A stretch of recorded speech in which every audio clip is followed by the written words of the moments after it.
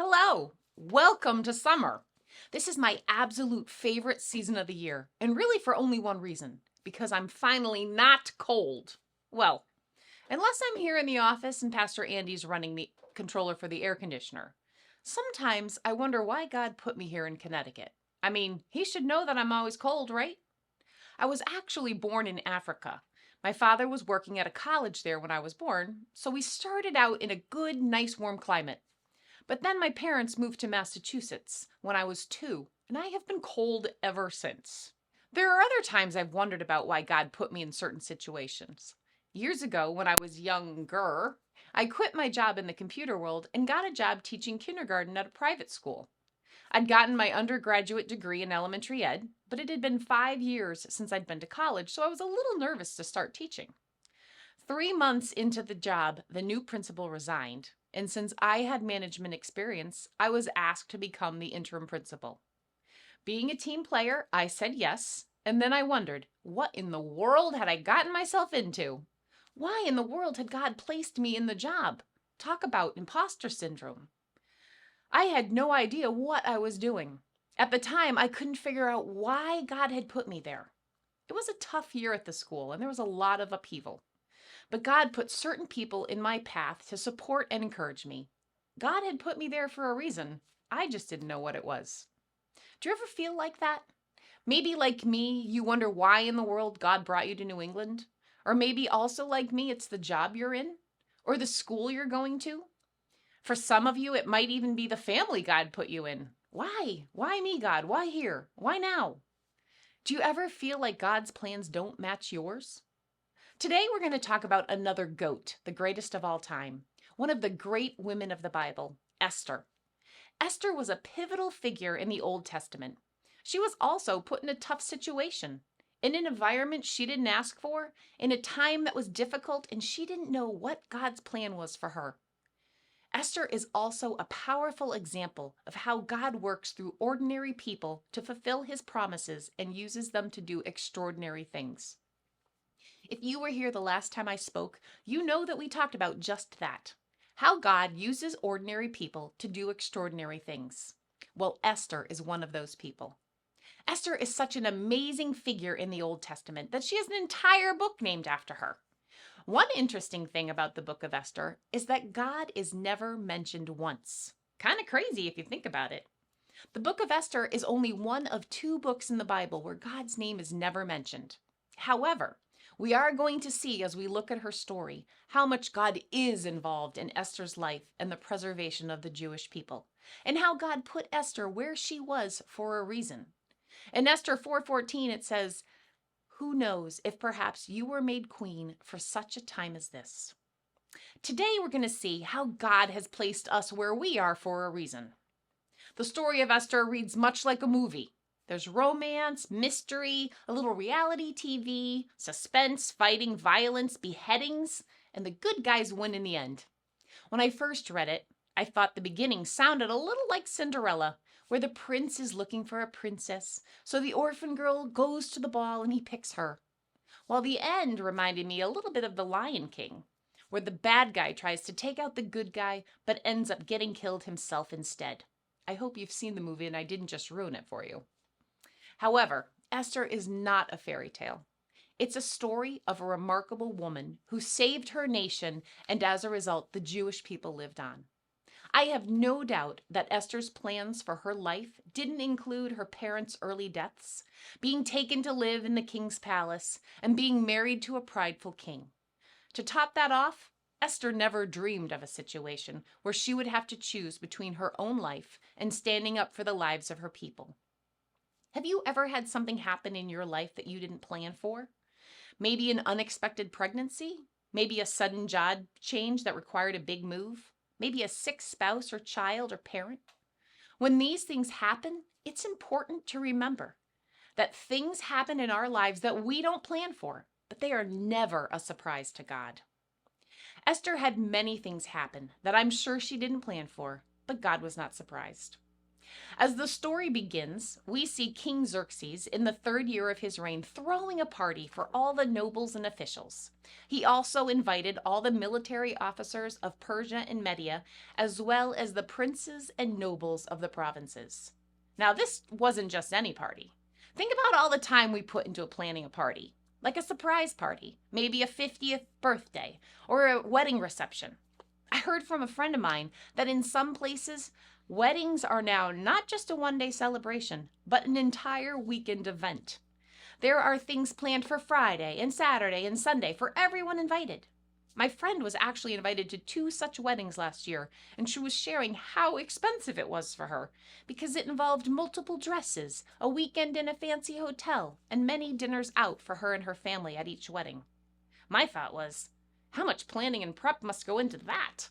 I love to plan and prep for events, but 3 days of activities seemed like a lot to plan for. Well, King Xerxes' party lasted 180 days. That's almost 6 months. Can you imagine planning and prepping for a 6-month party? I'm sure those invited from the provinces must have stayed there as well. The poor cooks and housekeepers. They must not have had a day off for 6 months. For 180 days, King Xerxes put on a tremendous display of his opulent wealth and the pomp and splendor of his majesty. I'd like to say that he gave his staff a few weeks off after that. However, when the 180-day party was over, he had another banquet that lasted 7 days. But this time he invited all the men, from the greatest to the least, who lived in the fortress of Susa. For this party, they decorated the courtyard and served drinks in gold goblets, and there was an abundance of royal wine, reflecting the king's generosity. There were no limits placed on the drinking. Each man could have as much as he wanted. While this was going on, the king's wife, Queen Vashti, was giving a banquet for the women in the royal palace. On the last day of the banquet, when King Xerxes was apparently quite drunk and in high spirits, he told his eunuchs to bring Queen Vashti to him. He had decided in his drunken state, never a good time to make a decision, that it would be a good idea to show off her beauty to the men that were at the party. But when the eunuchs conveyed the king's order to Queen Vashti, she refused to come. As you can imagine, that did not go over well. The king's advisors told him that this can't happen. All of our wives will start treating us this way. This would be horrible. So they issued a written decree stating that Queen Vashti would be forever banished from the presence of King Xerxes and that the king would choose another queen more worthy than she. However, after King Xerxes calmed down and got sober, he began having second thoughts. He liked having a queen. So his personal attendant suggested they search the entire empire to find all the beautiful young virgins of the king. This was where it feels a little bit like Cinderella. They said they would bring all the beautiful young women into the royal harem at the fortress. They would then be given beauty treatments, and the young women who was most pleasing to the king would be made the queen instead of Vashti. This advice was very appealing to the king, so they put the plan in action. It kind of sounds a little like the show The Bachelor without the roses. There was a man in the fortress whose name was Mordecai. This man had a very beautiful and lovely young cousin, Hadassah, who was also called Esther. When her father and mother died, Mordecai adopted her into his family and raised her as his own daughter. As a result of the king's decree, Esther, along with many other young women, was brought to the king's harem at the fortress of Susa and placed in Haggai's care. Haggai was very impressed with Esther and treated her kindly. He quickly ordered a special menu for her and provided her with beauty treatments. He also assigned her 7 maids specifically chosen from the king's palace, and he moved her and her maids into the best place in the harem. Can you imagine what Esther thought of all this? Why in the world had God put her here? Here she was, an orphaned Jewish girl in a Persian palace, totally out of her element, being treated like a princess, but waiting to see what the king would think about her. And not just waiting a few days. It was a year before she was taken to the king's palace. Esther was also living a secret life at the palace. Her cousin Mordecai had told her to keep her nationality and family background a secret. Esther was beautiful, but it did not make her prideful. Esther chapter 2 confirms she was indeed a beautiful woman. But can you imagine being in the harem with a lot of other women who wanted to be made queen? I can only imagine the cattiness that must have occurred amidst the harem virgins awaiting their one night with the king. But Esther's humble spirit shined brightly, and she won favor in the eyes of all who saw her. When it was Esther's turn to go to the king, she accepted the advice of Haggai, the eunuch in charge of the harem. She asked for nothing except what he suggested, and she was admired by everyone who saw her. Esther showed great humility from the minute she walked into the palace. She could have been prideful. After all, she was beautiful. But she received special treatment from Haggai because she was kind and humble and teachable. Esther had the same attitude of Jesus as we are told about in Philippians 2. She was tender and compassionate, loving, humble, and obedient, and ultimately God honored her humility. When Esther's turn finally arrived, she was taken to the king Xerxes at the royal palace, and the king loved Esther more than any of the other young women. He was so delighted with her that he set the royal crown on her head and declared her queen instead of Vashti. Esther's now a queen. Who wouldn't want that? Having to compete with her husband's love with thousands of other wives and concubines? Not being allowed to talk to him without permission? Some of you guys might wish for that. All the while, keeping a huge secret from your husband as she hid her Jewish heritage. It doesn't sound like much fun to me. While While Esther was living in the palace and adjusting to life as the queen, her cousin Mordecai was keeping busy. One day, as Mordecai was on duty at the king's gate, two of the king's eunuchs, Bigthan and Teresh, who were the guards at the door of the king's private quarters, became angry at King Xerxes and plotted to assassinate him. But Mordecai heard about the plot and gave the information to Queen Esther. She then told the king about it and gave Mordecai credit for the report. When an investigation was made and Mordecai's story was found to be true, the two men were impaled on a sharpened pole. This was all recorded in the book of the history of King Xerxes' reign. A while later, King Xerxes promoted Haman. Haman had been an official in the empire and was elevated to this new position as the second highest ranking official in the empire.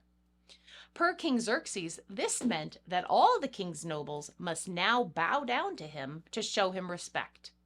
But Mordecai refused to bow down or show him respect, and this filled Haman with rage.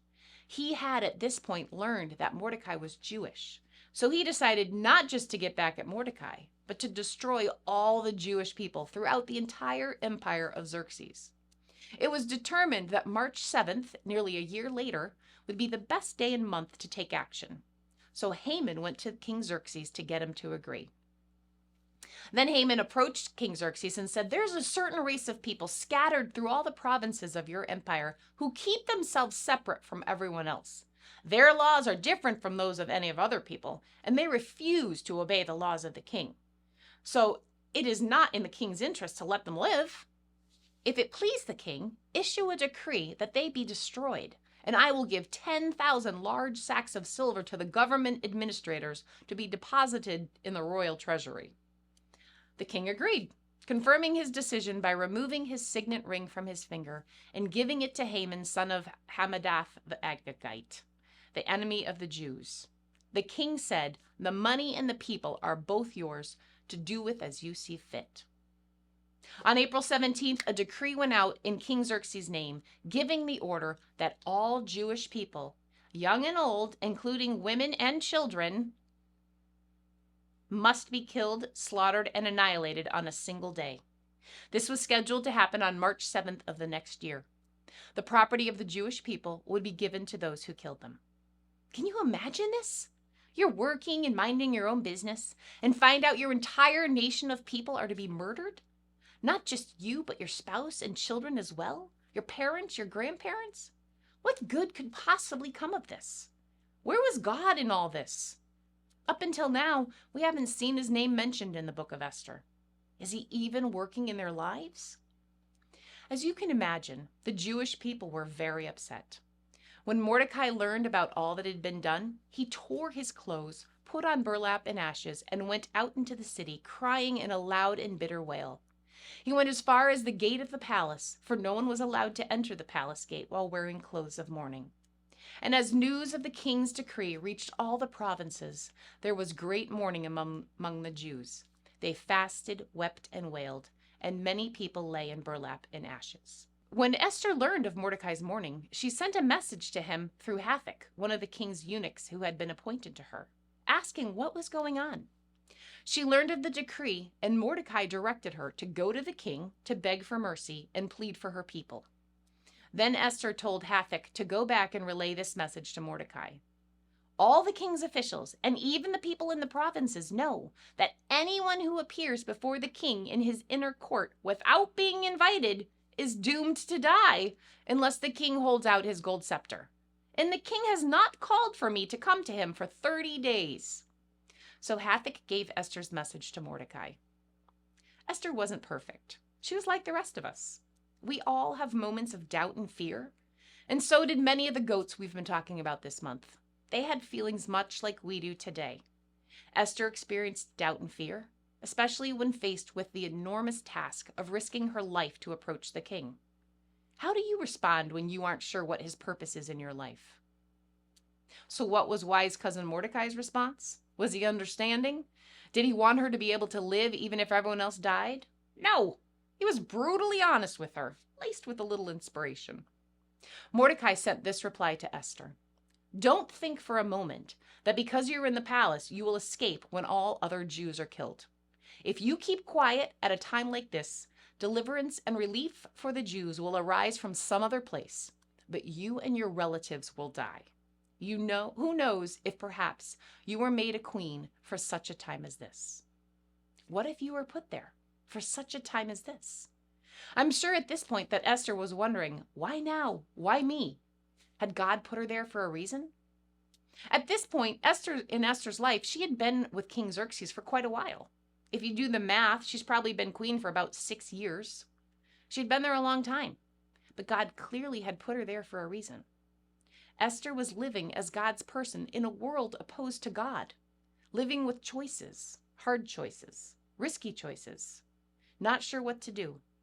Suddenly, Esther's life doesn't seem so different than ours, having to choose between living for God's sakes or our own, between living for her people or herself.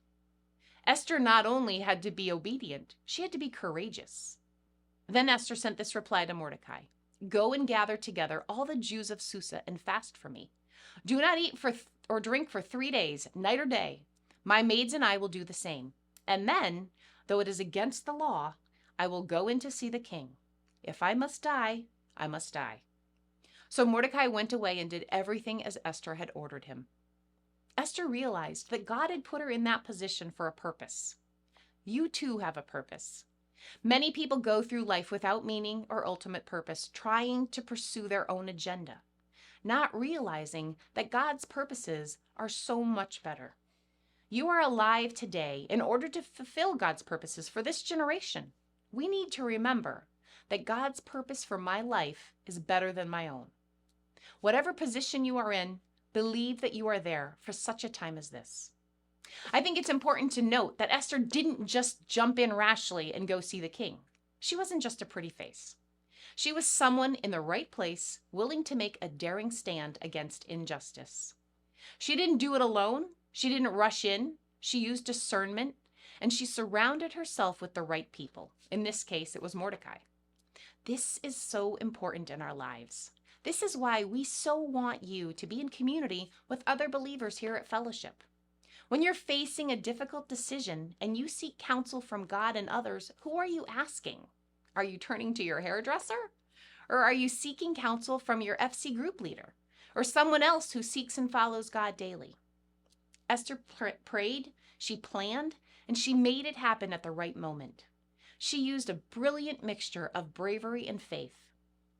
On the 3rd day of the fast, Esther put on her royal robes and entered the inner court of the palace, just across from the king's hall.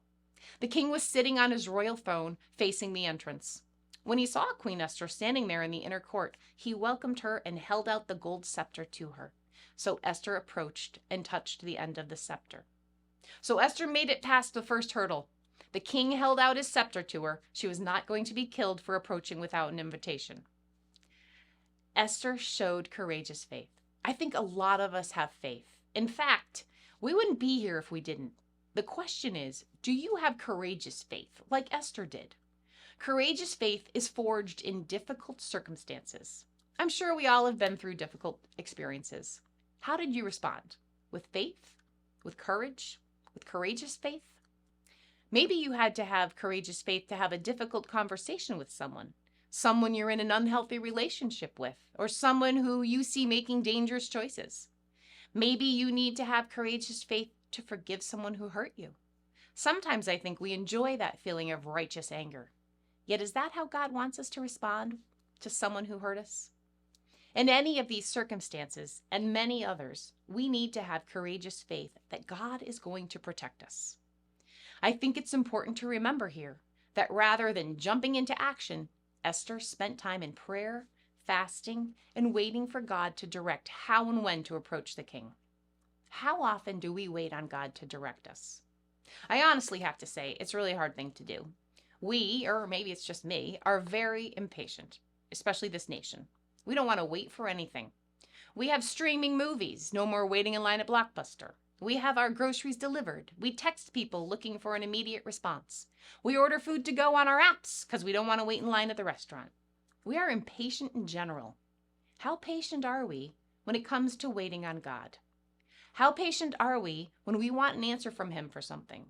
When it seems like He's not paying attention? Remember, often God's timing is not our timing. Unbeknownst to her, as Esther and Mordecai prayed, God was at work on the king, when one night he couldn't sleep.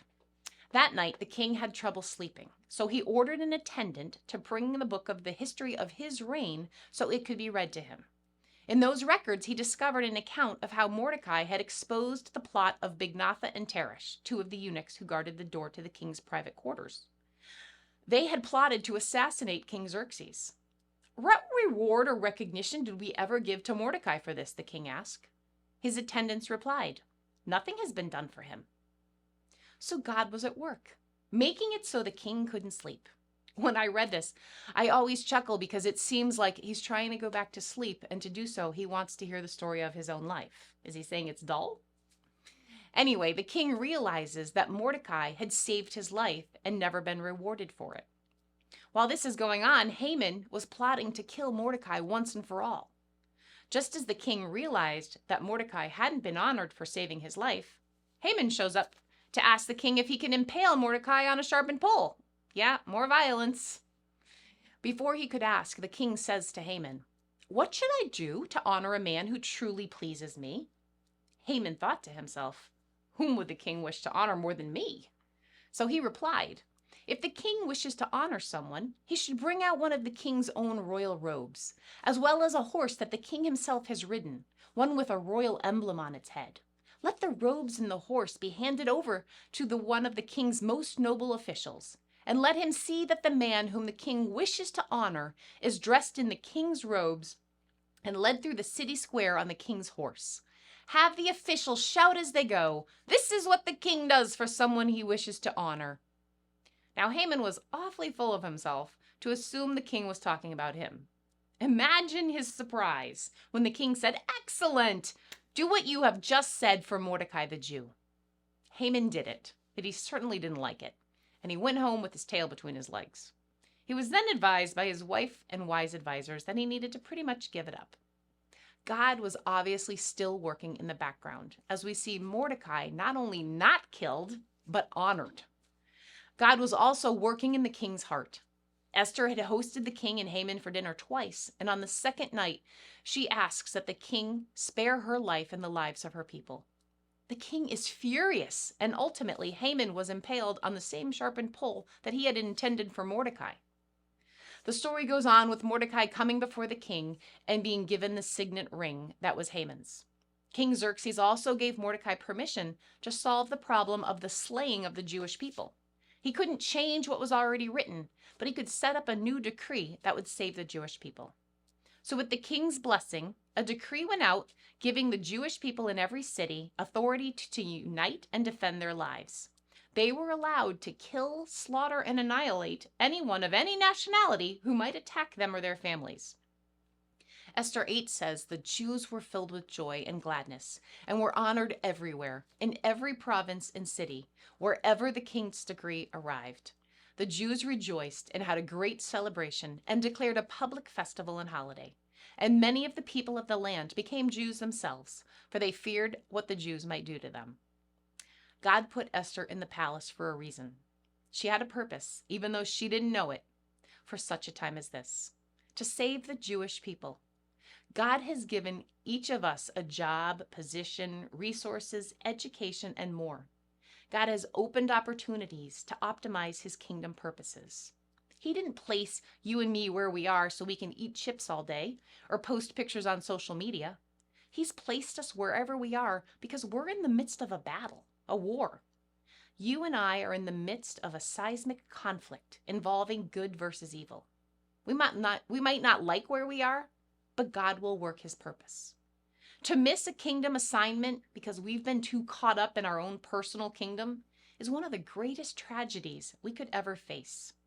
An entire nation was grateful for how Esther responded to Mordecai's rebuke. Their lives were spared. How many souls can be spared in the culture where we live today when we choose to step up to service, even if it involves sacrifice? So where has God placed you? What difficult circumstance are you in? Or maybe it's not particularly difficult. Maybe you just don't understand why. Why are you in this job? Why are you going through this difficult experience? We need to be like Esther and pray and fast and wait for God. Because if we don't, we won't be letting God do all he can through our lives. Maybe we'll miss a kingdom assignment because we're too caught up in our own personal mess. In his lifetime here on earth, Jesus was put in many difficult circumstances. He was human and struggled with God's purpose for his life, as we often do. The night before he was crucified, he cried out to God and said, "My Father, if it is possible, let this cup of suffering be taken away from me. Yet I want your will to be done, not mine." God's purpose for his life here on earth was better for all of us. We all struggle with things that happen in our lives. We're often surprised when things don't go the way we planned. But as I said earlier, God is never surprised. He has our plan laid out before we even think about what is happening. We are God's masterpiece. He has created us anew in Christ Jesus so we can do the good things he planned for us long ago. If we say yes to Jesus, if we invite him to be part of our lives, he will bring meaning and purpose to our lives.